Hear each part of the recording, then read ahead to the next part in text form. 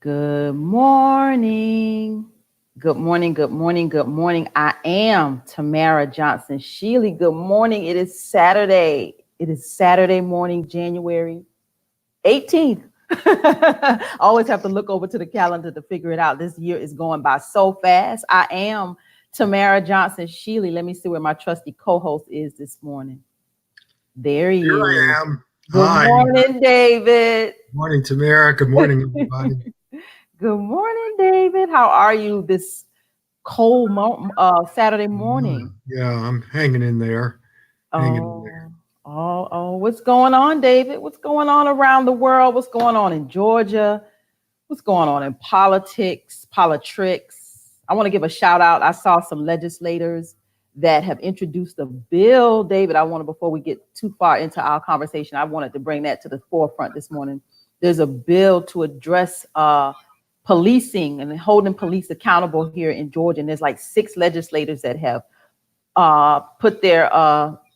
have co-sponsored this bill and are serious about holding police accountable with the use of force here in Georgia. So I am super excited. Attorney Greg, I'm losing names this morning. Attorney Gerald Greggs, I believe is his name, and I'll get that right in a minute.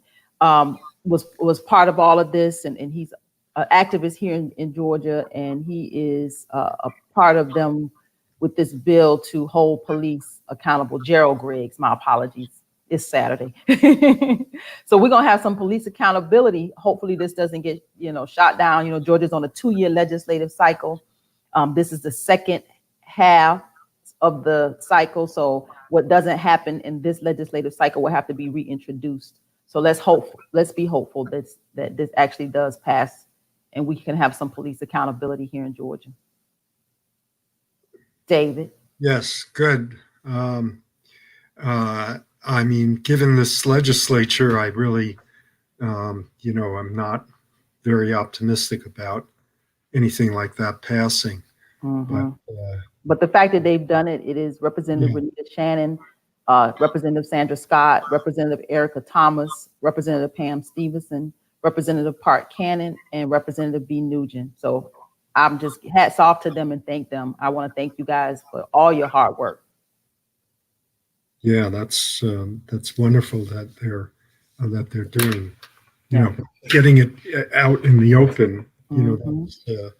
That would be itself is a big, bringing it up on the floor. Um, well, we've got an impeachment. We've got um, Republican senators who are going to try to ram the an acquittal through. We've got Mm-hmm. exposés from Lev Parnas, the um, associate of Rudy Giuliani, saying that confirming everything that the testimony before the House Intelligence Committee mentioned. I don't know how they're going to do this, but there seems to be no way that um, that the Republicans are going to hear evidence and witnesses. So we might as well be in Alice in Wonderland. Verdict Mm-hmm. first, trial second. I'm surprised that nobody has brought that up as a reference, but it really is kind of Alice in Wonderland. Yep. Yep. This country, we got a guest in the lobby, David. Let's bring him in. Let's bring him in and let's start having a conversation with him this morning. Good morning. Good morning. You want to introduce yourself, Mr. Robert? You are a Okay. historian. You're a community activist in Southwest Atlanta. You and I have had a nice conversation. Okay. Okay, we'll call it nice. Yeah, it was actually. It was very illuminating for me. So introduce yourself, Mr. Robert, so they'll know who you are. Okay. My name is Robert Thompson. I live in the West End of Atlanta. I'm a historian and a community activist. Um, I work in the West End. I have a company called Insight Cultural Tourism, and we do cultural events, mostly tours of Southwest Atlanta. We recently received a grant from the Beltline Partnership and Kaiser Permanente to do walking tours. Kaiser funded it because they were walking tours and they were a way of making exercise enjoyable for people. And Now, Mr. Robert, you got to turn and face us and talk to us on the camera. oh, okay. Excuse me. This is the first time I'm doing this, and so I appreciate all your comments. I'm looking here. I'm just trying to be physically comfortable, but I do understand. I actually used to be a television producer and director, writer myself, but it's been a while. So I have a social enterprise, which is called Insight Cultural Tourism. Like I said, we got a grant from the Beltline Partnership to do tours to introduce people in the community to the West Side Trail. It's interesting that if you walk on the West Side Trail through communities like Adair Park and West End and Westview, you would never think that those communities are predominantly Black. Most of the people that take advantage of the Beltline are white. I think it's a social, historical issue. And so one of the things we want to do is to make sure people in the community know that this tremendous publicly funded resource is there. And we also do work with the AU Center. We do orientation tours for Spelman students. We've done training for Trees Atlanta. We've done spring break programs for the Atlanta Food Bank.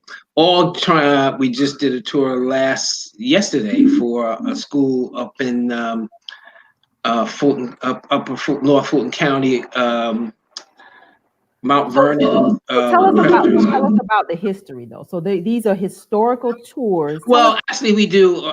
I do. There are historical tours, and we also do a farm tour. A lot of people don't realize that there are over 9 community farms. One of the biggest being Truly Living Well in Southwest Atlanta, and we do an art tour. People don't realize that the largest collection of African American art anywhere in the world is housed between the Hammonds House, Spelman College, and Clark College. So we do a history tour, we do a farm and garden tour, and we do a art tour. We operate under a principle or idea concept called asset community development, as opposed to needs-based community development. Asset-based community development says, well, what resources do we have? Of course, we have people. And we also found out we have land. There's over 126 acres of vacant land in Southwest Atlanta. And we also have a very strong and popular culture.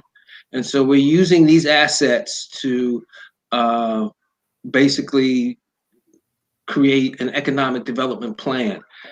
Tourism is the largest industry in Atlanta. It's not high tech, it's not real estate, as people might think, it's tourism. That's why we have the busiest airport in the world. That's why we have the 3rd largest convention center in the world.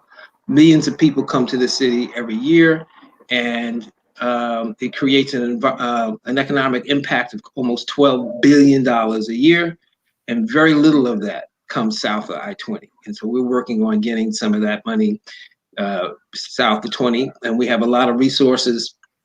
And you mean south of 20? You mean when you say south of 20, you mean south of 20 in Atlanta? In Atlanta, yes, okay. South of I-20 in Atlanta.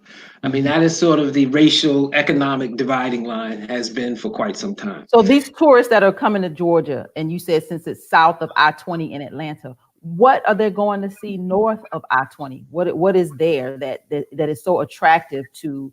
No, I'm saying we are getting people to come south of I-20. People already come north of I-20. I mean, most of them. You mean like to the Georgia mountains? Is that where they are? No, I'm talking about Atlanta right now, not the state. I'm talking primarily about primary Atlanta. Yeah, primary Atlanta. All our tours are done in the city of Atlanta, and most of them are done in Southwest Atlanta. Well, first of all, the West End is the oldest European settlement in what is now Atlanta. That's really where Atlanta started, not down. So say that again. Let's get to the history of it, because I think that's what our audience wants to Southwest hear. Atlanta, the West End, is actually older as a community than Atlanta. It was originally called Whitehall. That's where the street, the name of the street comes from, Whitehall Street. There was a building called Whitehall on the corner of what is now Lee Street and Ralph David Abernathy. And it was the first commercial building built by Europeans in what is now Atlanta. And so before everything moved down to 5 Points, that area was sort of the heart of the community. It was built in Whitehall was built in 1835. Atlanta didn't become a city until the city of Atlanta wasn't chartered until 1845. Originally, it was called Terminus, and then Marthasville. But Whitehall, the community of Whitehall, preceded all of those communities. It was the stagecoach stop. So this is before the railroad came. It was a tavern. It was a hotel, a motel. It was the election district where people went to vote. It was the militia training center. It was the merchandising mark of its day. And it was all white. Yes. Well, not entirely. I mean, there were enslaved Africans lived there, but the people who controlled it, of course, this was prior to the Civil War and Emancipation. So there was a sizable enslaved African community. People lived there. I mean, all of the hard work was done by slaves. So it was a mixed community, but obviously, you know, it wasn't, you know, there were different stratas, of course. There were free whites and enslaved blacks. So actually, a lot of people don't realize that Fort McPherson, the original Fort McPherson is where AU Center is. That was originally Fort McPherson, and when Fort McPherson moved to its present location, the Rockefeller family paid off the land and ceded it to Spelman, and then Clark came later, and then Morehouse came later. But I thought that was an interesting history right there when you shared with me that the Rockefellers, that family, paid off that land, and that became Spelman. Yeah, I mean, black people started paying on it. I mean, they made the original purchase, and they were you know, collecting their dimes and pennies. But the power behind Spelman was the Women's American Baptist Association. I hope I'm getting that correctly. And an important person in that was the wife of the original Rockefeller, John D. Rockefeller. In fact, the name Spelman is his wife's maiden name, and that's where the name Spelman comes from. The Spelmans were a prominent abolitionist family in Ohio, and they were very progressive. I mean, they were creating a school for black women when white women weren't going to school. So it gives you an idea of how progressive they were. So at one point, the West End was a separate city with its own mayor, its own city council. And this is after the Civil War. After the Civil War, the area was just an unincorporated area of Fulton County called Whitehall. And then a guy named George Washington Adair, which Adair Park is named after, who was a major developer and slave owner in Atlanta, purchased the land, a strip of land from what is now Westview Cemetery down to 5 Points, and they built a streetcar. And that was the first, you know, major economic real estate development in what is now the city. And then they incorporated the area because the fort was still there at that time, and the soldiers were coming over to their new town and raising hell. So they incorporated the city of West End, and they made it a dry city. So the soldiers didn't come over there anymore. And in fact, when the West End was annexed, and they allowed themselves. This was a very, at that time, we're talking about right after the Civil War, 1870s. This was a wealthy white community. Of course, Joel Chandler Harris, who was an international figure, lived here in what is the Wren's Nest, but also Evan Howell, who was the editor of the Atlanta Journal and later became mayor of the city of Atlanta. He lived in what is now Howell Park, which is there on the corner of Peoples Street and RDA. That was his estate. His family, after his death, his family donated to the city and it became a park. But it was a major area for very wealthy white people when it was first incorporated as the city of West End. It had its own school system, which was a quasi-public-private system. The only thing they didn't have was a fire department. Then they had a fire, and some important buildings in the city in the city of West End burnt down. So they allowed themselves to be annexed into the city of Atlanta, and I think this happened like in the late 1800s. But there was one proviso, and that was that you couldn't buy or sell alcohol in this particular part of the city. Now, obviously that has gone away at some point, but originally that was part of the annexation deal. And then of course you have the history of the AU Center, all the schools that were there, and then of course Joel Chandler Harris, as I mentioned before. So this is a very historic part of the city, and that's what we do. We for the history tour, we start at the site of the old Whitehall Tavern. We go to St. Anthony's, which is the second oldest Catholic church in the state, and has, by the way, some of the finest stained glass in America in that church. Then we go to the shrine of Black Madonna. It was originally this whole area, of course, as I said before, was a predominantly white area. And before they changed Ralph David Abernathy, it was called Gordon Street. Most of the streets in this part of the city were named after Confederate Civil War heroes. And so when African Americans gained control of the city, this is not a recent occurrence of changing these Confederate monuments and schools and streets. So that's when they changed Gordon Street to Ralph David Abernathy. That's why West Hunter Street Baptist Church is on Ralph David Abernathy. It was on what is now Martin Luther King used to be West Hunter Street. So that's some of the history of this area. It didn't become originally it belonged to Native people, and what happened to them. The Trail of Tears, the ethnic cleansing of the people from the area after gold was discovered in Dahlonega and the railroad came. There was a famous court case. I think it's called Webster against the state of Georgia. People have to realize that the American Revolution was fought. All of the states were almost considered separate countries. They were really sovereign states, and there was no such thing as the United States. So each state had to make a decision about why it was going to, revolt against England, because these were English citizens, by the way. They were citizens of England.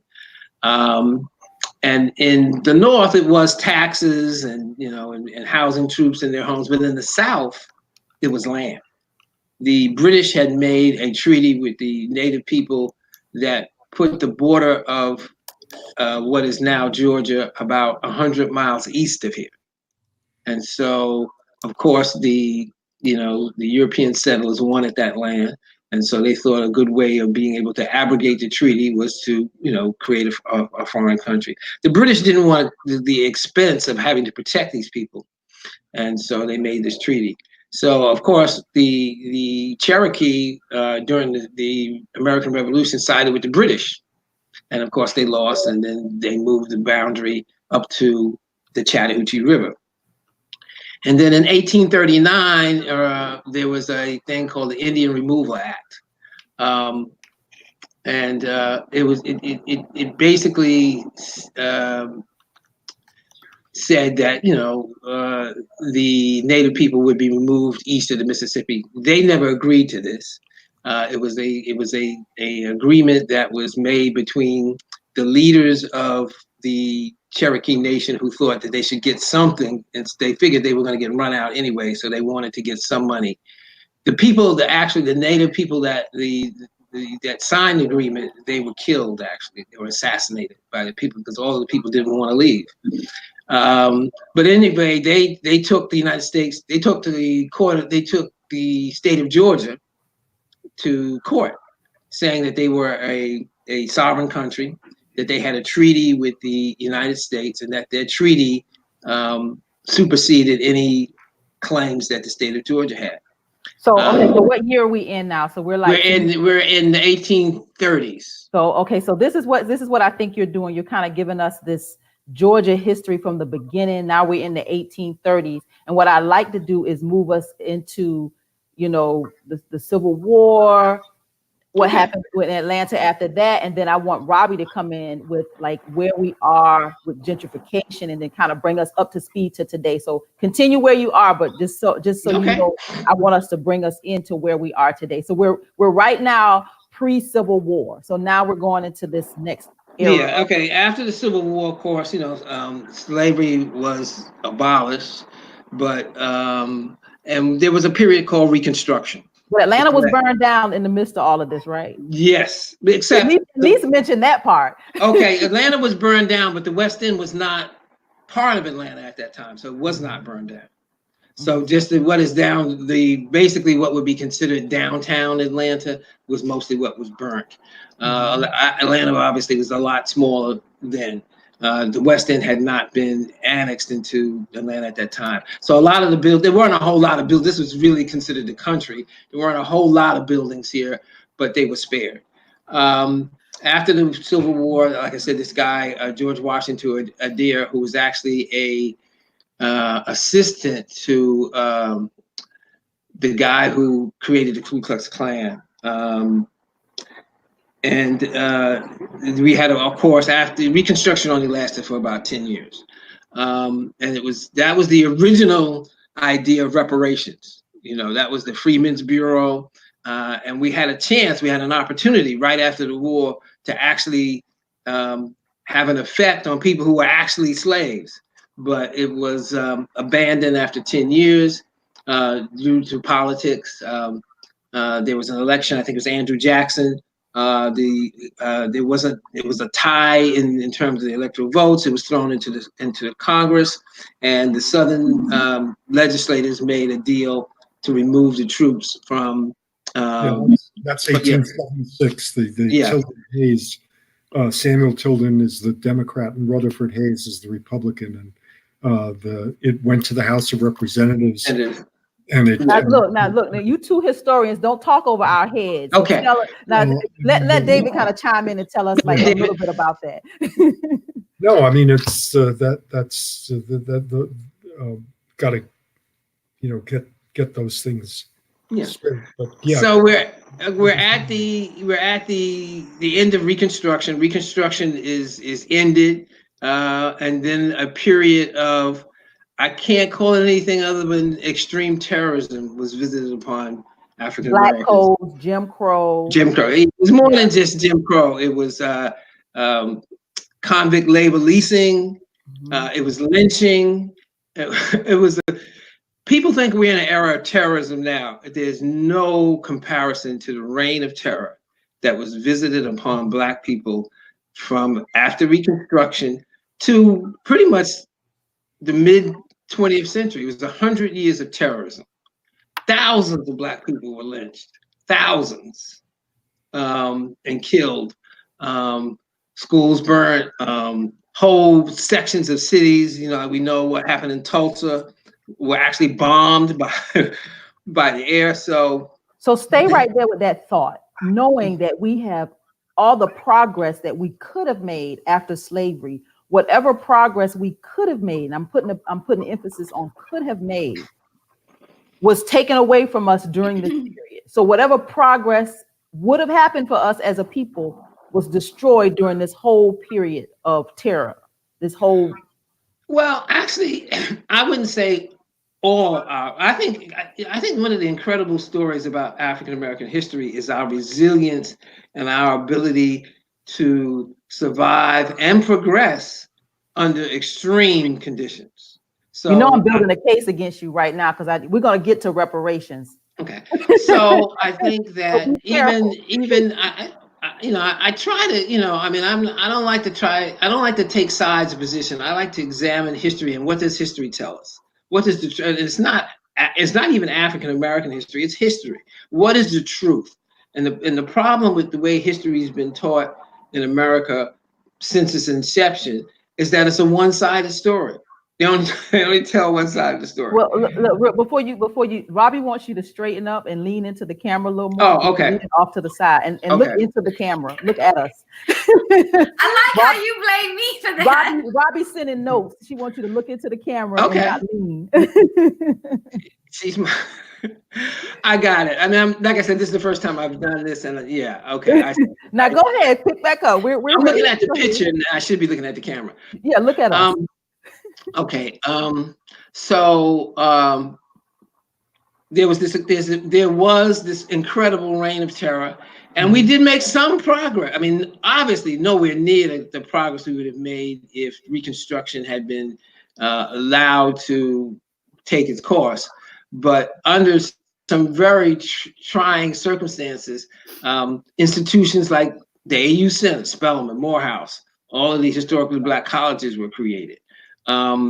You had some Tulsa was considered the Black Wall Street, so you had some progress. But then they burned that down too, right? Yeah. But I'm saying that there is, we weren't completely stifled. We didn't achieve anywhere near what we could have achieved had there been a just solution to the issue of slavery. So there's I want you to remember that you said what you just said, because there's my claim for reparations, because you said what you just said. We're gonna come back to reparations. Yeah, okay, we'll go back. I'm not against reparations. I don't think we differ in goal. I think we differ in strategy. Okay, I think we'll get to reparations. Okay. We're gonna bring Robbie into gentrification in just a minute. Okay, so we're in the late 1800s. This is a predominantly white upper middle class community, and it stays that way until the 50s, and then people start, mostly richer white people start moving north, and then it becomes a middle class white neighborhood. I interviewed some of the AU Center students who were going to school at Morehouse and Spelman in the 50s. And they told me that if any of the students came over here back around that time, they took their life in their hands. There was a confrontation at a local merchant. Some white merchant slapped a Black woman, and they were outside protesting. And I think it was Lonnie King had acid thrown in his face. It was a really very strictly segregated community. So we have the civil rights. So now we're in the 60s, in the beginning of the civil rights movement, and we have what I call the second Reconstruction. Okay. The first Reconstruction was stop, kidnapping us and killing us, and the second Reconstruction was what we call the civil rights movement, was more of a legal effort, in that we wanted to have the laws that wanted. But the first civil rights law was passed in 1865, but it had no teeth. There was no mechanism for enforcement. So all the promises that were made to us after the Civil War were never kept. So we went back to the streets, and we achieved a certain degree of legal security in the civil rights movement in the 60s. And one of the things that we achieved was the open housing law. And so legally, they could not prevent people from moving in this community. So starting in the late 60s, African Americans started moving in small numbers into the community. But in a matter of 10 years, by the mid 70s, the community had totally changed from a predominantly white community to a predominantly Black community. The two churches, Gordon Street, what was Gordon Street Baptist Church, all the parishioners moved out, and they sold the building to West Hunter Street. And that now is the West Hunter Street Church, but that's not the original building. The original building is on MLK. St. Anthony's Church went from a predominantly white congregation to a predominantly Black congregation. What's interesting about St. Anthony's, though, and I guess we'll talk about this more with gentrification, is now it's come full circle. Now white folks are moving back into the community, and the congregations of the churches are becoming more white. Around, like I said, in the 60s, in the late 70s, a gentleman named Otis Thrasher Hammond moved into the neighborhood, and he bought a house at 503 People Street, which is now the Hammond's House Museum, but it was a private residence. It was his private residence prior to that. And he was very, that was really actually the first gentrification back in the late 70s, when a lot of professional Black people moved into the neighborhood. A lot of AU Center students, faculty, staff moved into the neighborhood. And so you have Black people that have been living in the West End for over 20 years. A lot of my friends, I've lived here for over 20 years. So, but it didn't make the kind of waves and the kind of disruption that the current gentrification is, because it was a Black gentrification. So it kind of brings us up to the current point, is that one of the things that happened that I think, and this is only true of the West End, the rest of Southwest Atlanta, this is not necessarily true, but in the West End, you had a very large influx of what I would call middle-class African-American families that moved into the West End during the last recession, like 2008, when prices plummeted. A lot of young Black people took advantage of that and moved into the neighborhood. So they got most of the bargains. You could buy a house in the West End back then for $100,000, $120,000. And you could also get the Beltline grants for refurbishing your house. So you had a large influx of African-American professional families, intact families, husband, wife, kids, moving into the neighborhood around 2008. And so in about, I guess, 2014, when they had the first Streets Alive here, that's when everything changed. And then it seemed like overnight, a house that was $120,000 was now selling for $220,000. Well, now let's bring Robbie in. Let's bring Okay. Robbie in, because we're going to now talk about like this gentrification and what that all means and where we are today, Robbie. Okay. Hi, Hey, Robbie. everybody. Hi. Hey, Robert. Robert is my favorite historian, and I'm thrilled that Tamara's allowed this platform to showcase some of the incredible history here in Southwest Atlanta and Atlanta overall. And Robert, thank you for giving that lineage. That's actually, I've attended Robert's tours. I've taken his tours. I've been part of his tours, custom tours. And this is a snippet of what one would experience in real time, literally physically at these locations. I've been present and fortunate sometimes to even video him when he's been standing at the corner of Whitehall talking about the Trail of Tears and asking people, engaging the audience or the people taking the tour, you know, what was the treaty here? Who did we have a treaty with? And people don't think that far back. And it's a fascinating discussion and really just contemplation, because in this time of immigrants and the thought of building walls, you know, this is the true reality of our history. And it's really difficult, I think, to formulate an argument when you think about the treaties that were violated with other nations, right? Who were here even before any of us. So to your question, Tamara, and thank you for being patient with me. The other point, and I guess I want to go back a little bit with what Robert stated, is that, you know, Robert, can you talk a little bit about the prison labor numbers? When we are looking at history and what we are built on, especially in Georgia, and the connections and the ties, all of these systems, especially real estate, are really tied together. And when we find out who built on the backs of what, and we really know the true numbers of where Georgia was in prison labor and who that prison labor was, which is kind of obvious, we can really see how much peoples, right? Black people, some might even say immigrants now are building, have contributed, and why there's such an argument for reparations or public-private partnerships in divested areas or community benefits agreements. In terms of the gentrification, it's a little more complicated, as Robert was stating, because the people who before you go too far, Robbie, let him answer Sure. that part. Let him answer Sure. that part about the prison labor. Can you speak to that, Robert? I'm curious to hear that. Yeah.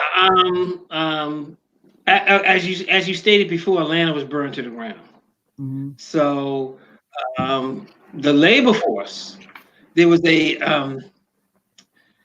set of laws that were a part of Jim Crow, which were what were called vagrancy laws. So obviously, once the people were denied their 40 acres and a mule, and and the land was given back to the slave owners, there really wasn't any place, for black people to work, and so you could be arrested for not having a job in most southern states for vagrancy. Most people were poor, so if you stole a loaf of bread, you get a 5-year sentence, or you would get a 50-day sentence, but you'd have $100 fine, which they could never pay. So you had a convict labor system where certain states in the South, I think Georgia, Alabama, and Mississippi, the majority of their income came from convict leasing. And the city of Atlanta was rebuilt by convict labor. And it was a brutal system. There's a book called Slavery by Another Name, which gets into it in detail and tells you how extensive it was. There was one of the most notorious convict labor sites was a place called Chattahoochee Brick. And many people died there, were worked to death, and that included women. And there's I'm doing a piece now about African-American women convict labor, which is a story that has not been told at all yet. But African-American convict labor pretty much rebuilt Atlanta. And there are still some buildings that were built with that convict labor. King Plow Center, Pullman Yards, the walls of Oakland Cemetery. And what's a very interesting part of that is that when some of the convict labor people died, instead of burying them, they incinerated their bodies in the ovens that they baked the bricks in.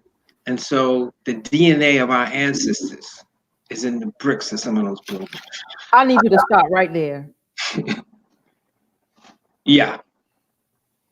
The DNA of our ancestors are in the bricks of the buildings that still exist in Atlanta. And the guy this guy English, who was a mayor, became the mayor of the city of Atlanta, owned Chattahoochee Brick.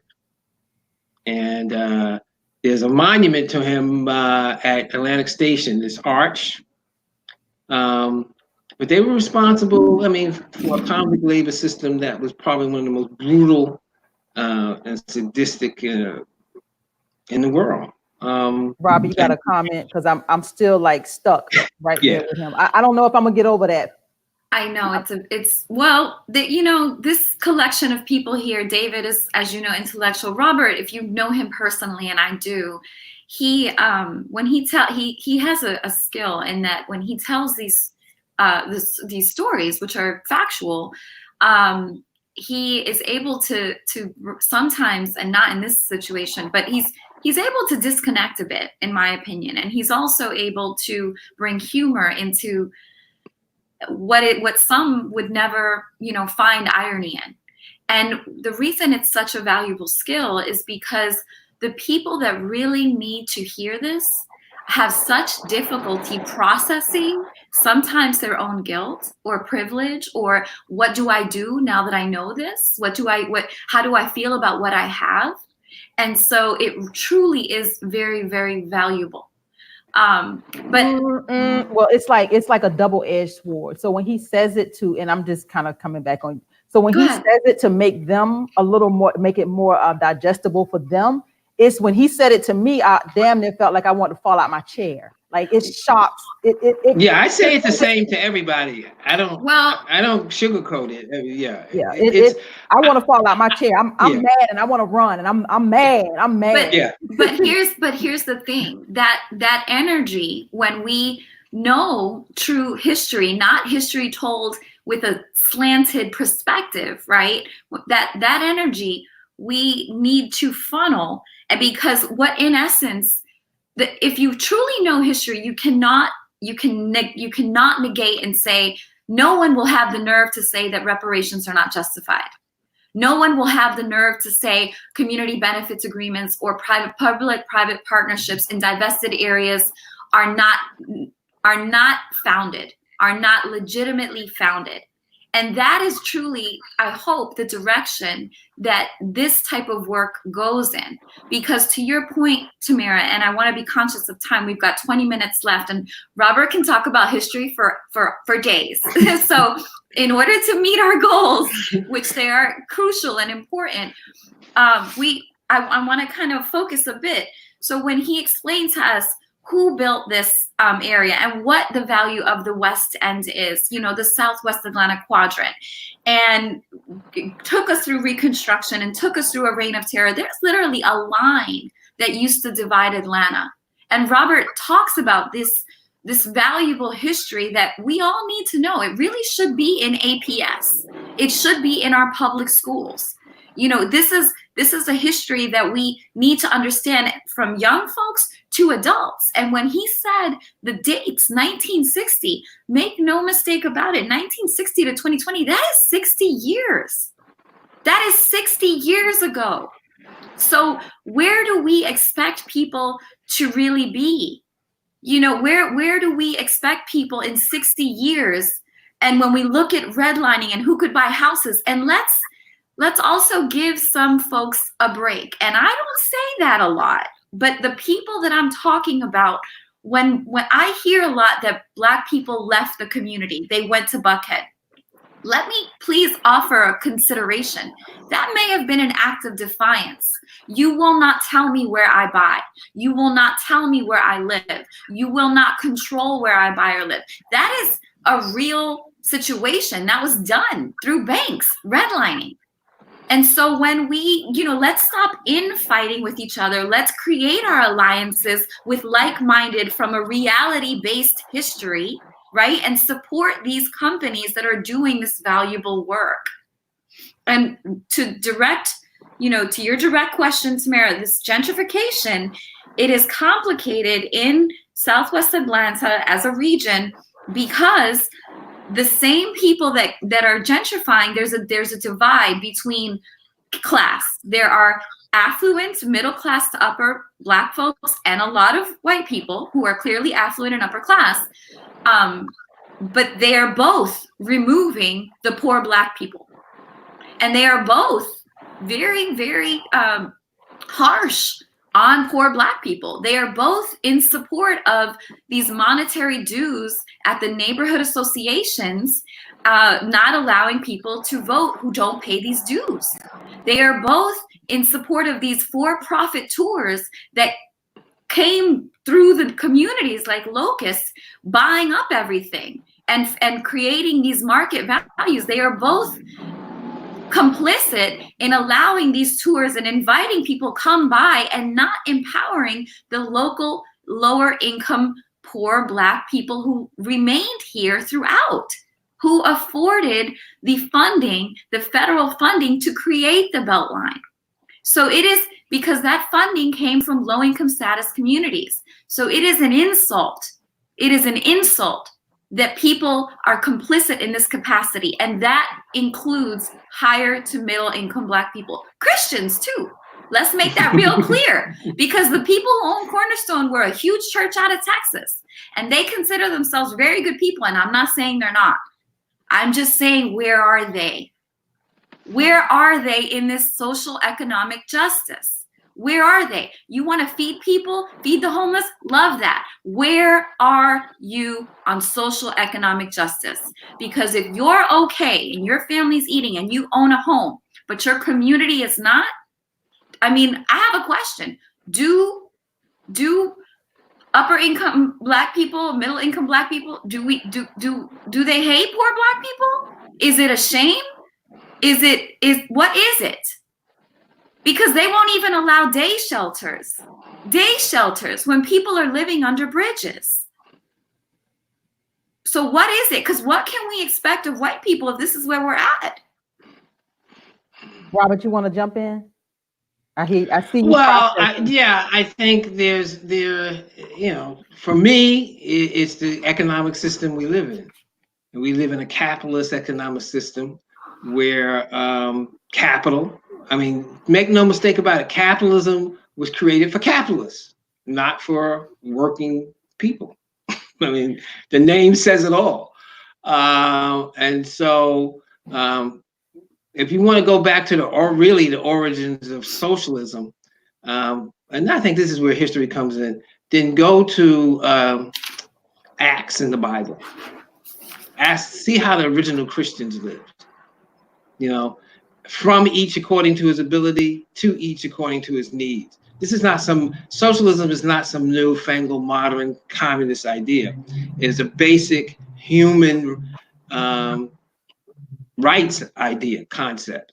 Capitalism is just the political manifestation of an oligarchy. The system that we're based on, and it's obvious. And again, you have to, because people don't read history, they don't understand. We don't live in a democracy. We live in a republic. And if you understand the origins of a republic, the Roman Republic, it was an oligarchy. Only certain people from certain families could hold office. And that's what we have now. Every office has a price tag associated with it. Who's the guy that just dropped out? Booker. He dropped out because he couldn't raise the money. Not necessarily his issues. Nobody even talked about his issues. And I didn't think that was a wise idea. I thought Corey should have stayed in. Marianne Williamson should have stayed in. They all should have stayed in the races. And I think we can't allow the money to control how we exactly. Robbie about to fall out her chair. Robert, we've had this debates among us. I love Robert dearly. I respect Robert dearly. But here's the problem with saying it's a system. Here's the problem. Okay, all of us, we participate in this system. And in fact, sometimes the very people that we're talking about are gatekeepers. Okay, when these neighborhood associations voluntarily charge monetary dues and allow this for people to engage in civic engagement, therefore control the agenda and how planning is done and what basic rights people receive, okay, you become an actor. You become complicit. Turning around and saying, it's just the system. No, those people in that room who raise their hands and allow that are actors and complicit in carrying out, and their belief structure allows them to do so. And until we get that straight, I don't know where we're going to go. We can sit here till the cows come home about system, it's big, it's that. Those people feel a certain way about poor Black people. And the people in that room are not only white, but none of them are poor. So let's get to the root of it. What is it? Are we embarrassed? There's this thing with Latinos. We've got these folks who in Spanish, it's cafre, all these words or whatever that means country. And it's, don't be a jibara, which is like, don't be whatever. And people look down. So is it the same? What is it?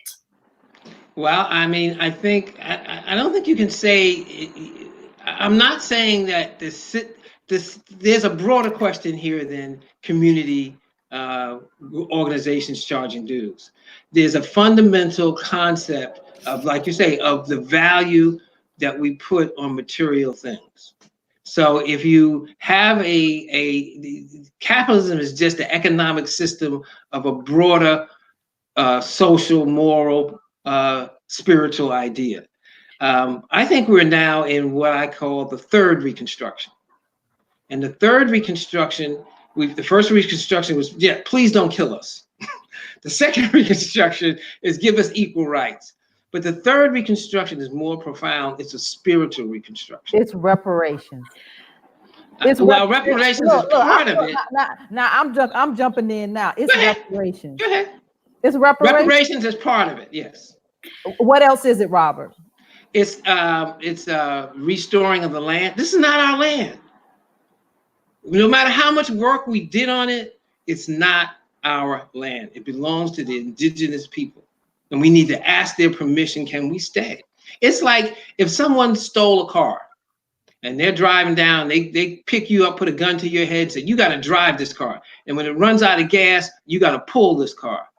Who does the car belong to?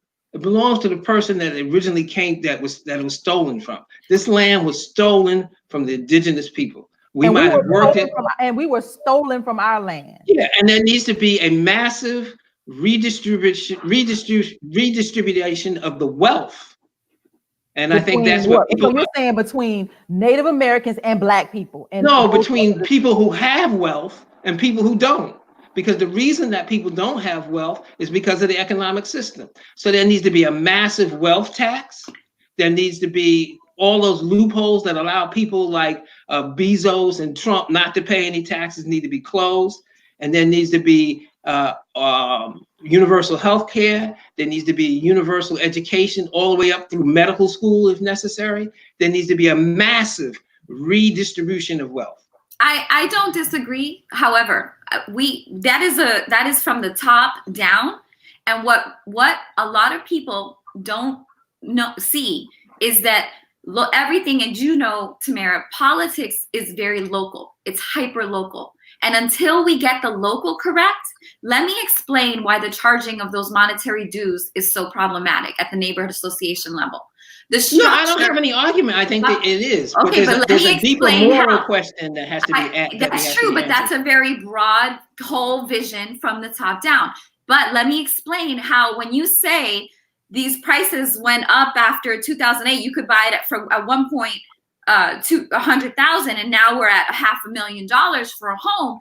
That did not happen by accident. That happened because the neighborhood associations funded, who charge monetary dues that don't allow the community collective as a voice, meaning their demographic, our homeowners, gainfully employed, etc., wanted a higher rise for their own properties, and they funded for-profit tours and lobbied City Hall, Atlanta City Hall, who paid for tours, who paid for pruning of trees in Sylvan Hills, we taxpayers, and now we have homes at $500,000 that no local people, long-term residents of lower income, can afford. And now we taxpayers, as a result of this problematic system, which some people would call a poll tax, a historian might consider it a poll tax, to be able to vote or hold office in your own community neighborhood association that you live in.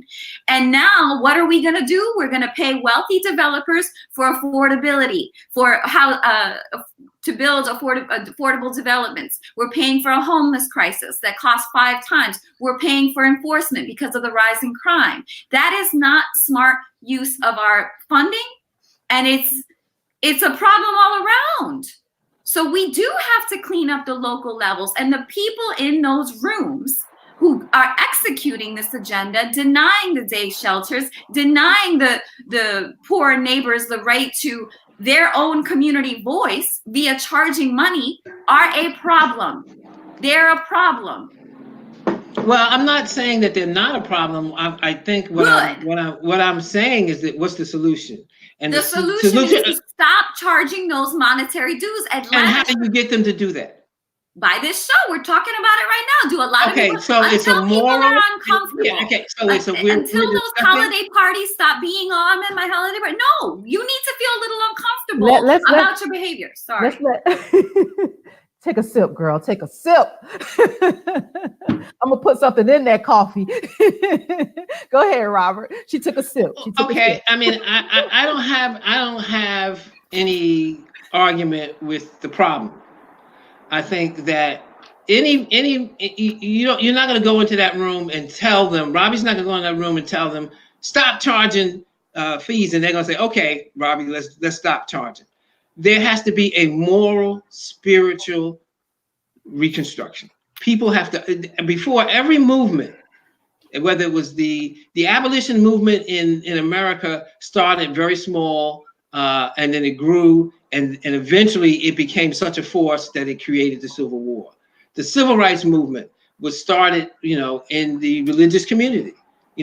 Southern Christian Leadership, the Southern Christian Leadership Conference.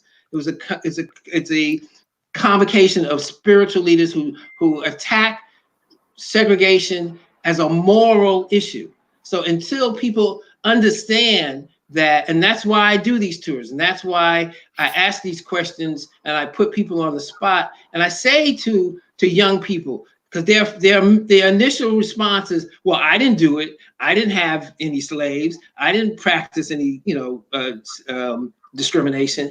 No, it's not. You didn't cause it, but it's your problem. It is part of your. Can I finish? Sorry. It is part of your inheritance, along with all the wealth that you inherited.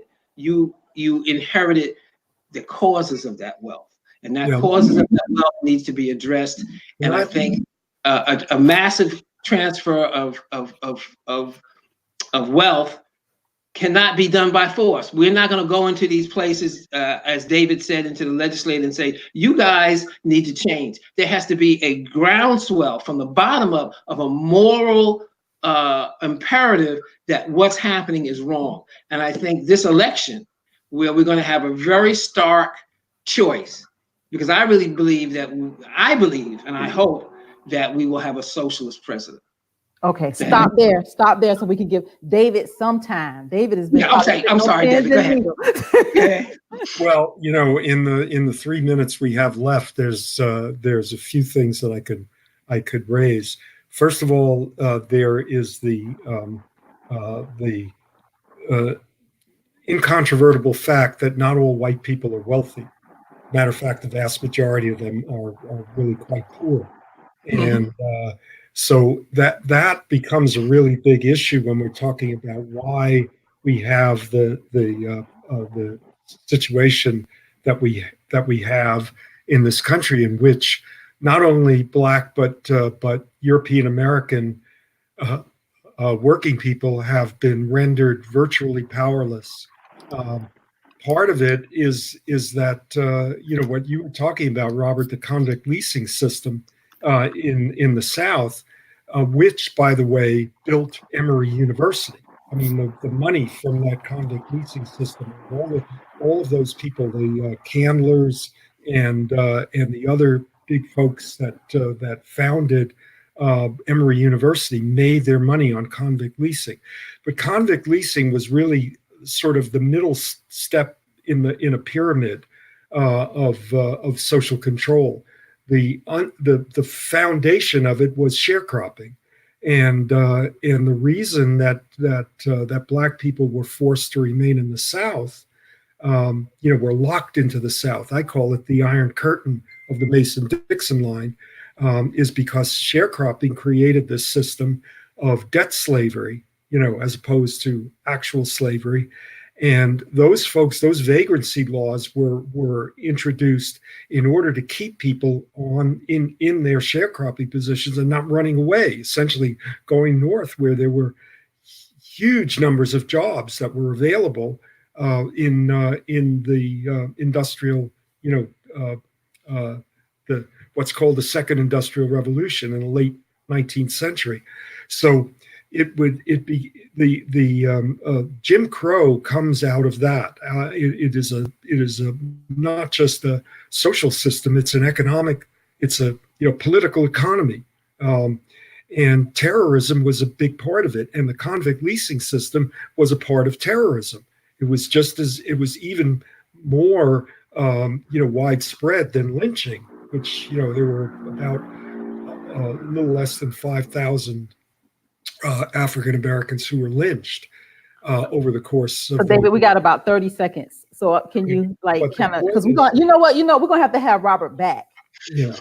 Well, we need to have a conversation that not only understands the history of the forced labor systems that Black people have been subjected to, but also what was happening to poor whites at the same time, and how they were enlisted to a certain extent, and how much they had acted in many in particular times in solidarity with Black folks, that led to these kind of reactions by the ruling elite. Jim Crow is a response, according to not just me or C. Van Woodward, the historian of the South, but also Martin Luther King talked about this. Jim Crow was the result of the populist movement in the late 1880s, early 1890s, in which blacks and whites, as they had done in Reconstruction, came together. Poor blacks and poor whites. They changed the laws.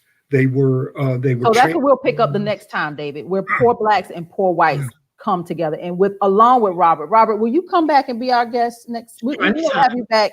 We're going to have you back this next month. This was the third weekend in next month. Let's put you back on the calendar so that people can hear more and we can dive into this history, because it's wonderful. Robbie, it's not enough time.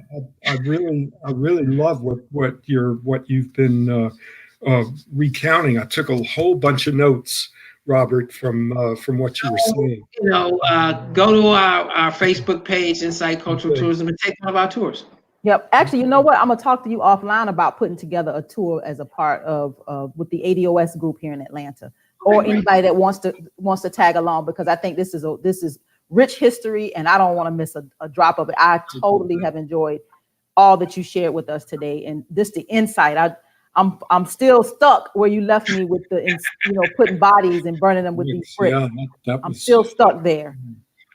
The book is called Slavery by Another Name. Yeah, Douglas Blackman. Blackman. BLACK. All this stuff is documented. It's not hidden. I mean, we got to do our. By the way, there's a PBS documentary that they made from the book, which is wonderful. I mean, it's a really, if you like to get your history that way, it's in some ways it's better than the book.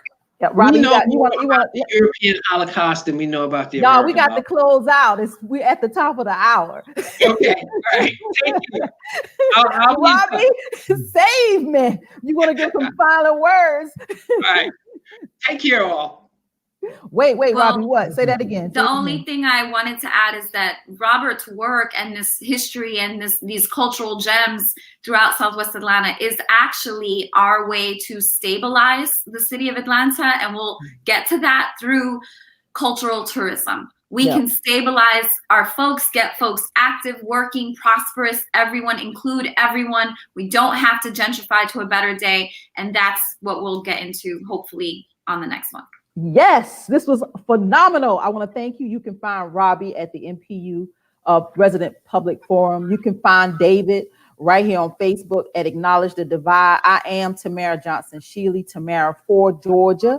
I am a candidate for the United States Senate. I'm not missing a beat here in Georgia. I'm gonna make sure I bring it all to you, put it all on the forefront. Robert, tell us that website, or tell us where they can find you. You can email us at Insight Cultural Tourism, and we have a Facebook page. I'll put up the link. All right. Okay. Y'all have a good week. We'll see you next Saturday. I told you it's never a dull moment in Georgia or in politics. Take care. Thank you. Bye-bye.